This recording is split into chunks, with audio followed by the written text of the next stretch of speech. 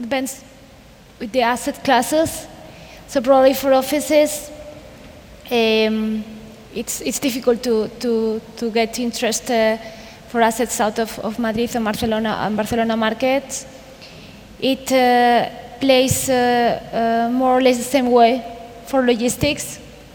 Although probably for logistics we may have room for some other areas like maybe Zaragoza or Valencia or Malaga maybe.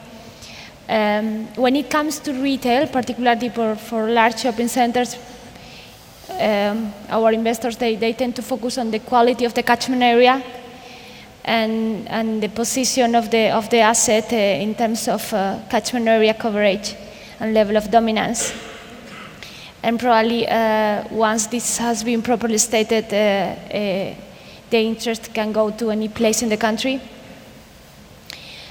Obviously, it's easier where the demographic dynamics and the economic demographics help to support the sustainability of the catchment area, but more or less it plays everywhere.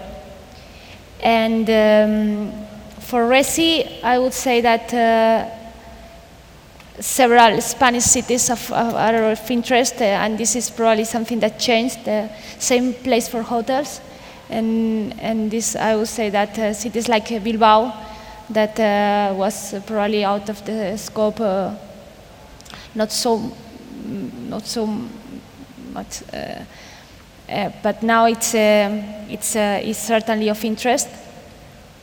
And finally, some other asset classes like student residences or